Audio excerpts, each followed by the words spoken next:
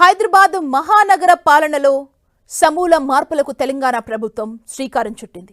70 ఏళ్ల నాటి జీహెచ్ఎంసీ చట్టానికి బదులుగా Telangana core urban region bill 2026ని అందుబాటులోకి తీసుకురావాలనుకుంటుంది. ఈ బిల్లు ప్రకారం జీహెచ్ఎంసీ, సైబరాబాద్, మల్కాజ్గిరి కార్పొరేషన్లకు ఒకే పాలన చట్టం వర్తించనుంది. దీంతో ప్రజాభిప్రాయ సేకరణ కోసం బిల్లు ముసాయిదాను విడుదల చేసింది తెలంగాణ ప్రభుత్వం.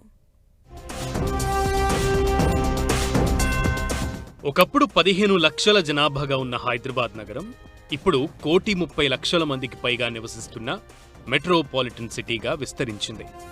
హైదరాబాద్ మున్సిపల్ కార్పొరేషన్గా ఉన్న నగరం 2007 తర్వాత జీహెచ్ఎంసీగా మారింది. అయితే పాలన మాత్రం 1955లో ఏర్పాటు చేసిన చట్టం ప్రకారమే సాగుతోంది. అప్పుడప్పుడు వాటిలో సవరణలు చేస్తూ వస్తున్నాయి ప్రభుత్వాలు. ఇప్పుడు దానిని సమగ్రంగా మార్చాలని నిర్ణయించింది తెలంగాణ ప్రభుత్వం.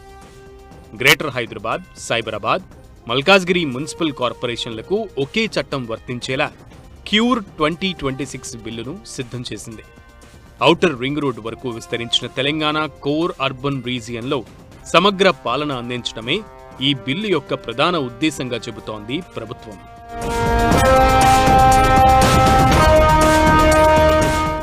కొత్త బిల్లు వచ్చినప్పటికీ జీహెచ్ఎంసీ చట్టంలోని కీలక వ్యవస్థలు కొనసాగనున్నాయి.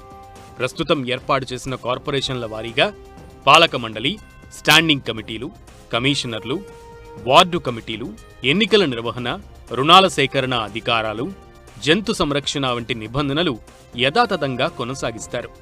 అదే సమయంలో కాలం చెల్లిన ఎన్నికల అనర్హత నిబంధనలను తొలగించడంతో పాటు మున్సిపల్ కార్పొరేషన్లలో ట్రాన్స్జెండర్ సభ్యునికి ప్రాతినిధ్యం కల్పించే ప్రతిపాదనను నూతన బిల్లులో పొందుపరిచారు. ఇటు ఆస్తి పన్ను విధానంలో కూడా ప్రభుత్వం కీలక మార్పులు ప్రతిపాదించింది. వార్షిక అద్దె విలువ ఆధారిత విధానానికి బదులుగా మూలధన విలువ ఆధారంగా పన్ను విధించాలని నిర్ణయించింది. దాంతో ఆయా ప్రాంతాల్లో ఉన్న సబ్ రిజిస్ట్రార్ మార్కెట్ రేట్ ఆధారంగా ఆస్తి పన్ను ఫిక్స్ అవుతుంది. ప్రతి ఆస్తికి ప్రత్యేక గుర్తింపు కోడ్ ఇవ్వనున్నారు. సెల్ఫ్ అసెస్మెంట్ విధానం అమలు చేయడంతో పాటు సమయానికి పన్ను చెల్లించే వారికి రాయితీలు ఇవ్వనుంది కొత్త చట్టం.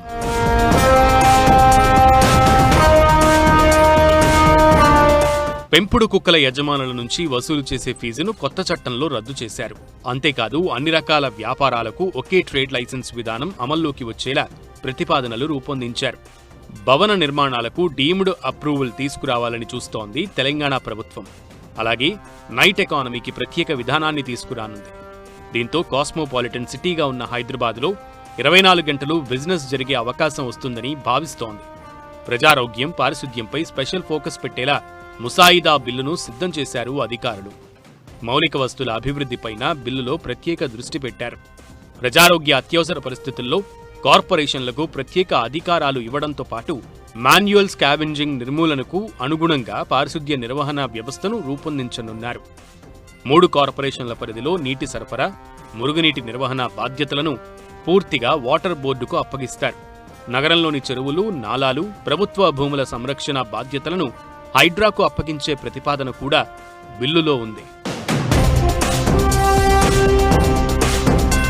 ఇక ఔటర్ రింగ్ రోడ్డు వరకు విస్తరించిన 3 కార్పొరేషన్ల సమన్వయం, సమగ్ర పాలన కోసం ముఖ్యమంత్రి అధ్యక్షతన cure apex governance council, executive committee ఏర్పాటు చేయనున్నారు.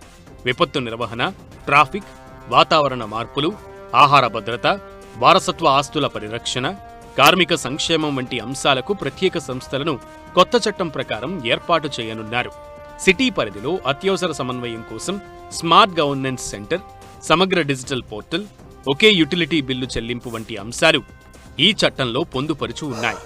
ప్రస్తుతం ప్రజాభిప్రాయ సేకరణ కోసం ముసాయిదాను విడుదల చేసిన ప్రభుత్వం వారి నుంచి వచ్చే సూచనల ఆధారంగా సవరణలు చేసేందుకు సైతం సిద్ధమైనట్లు తెలుస్తోంది.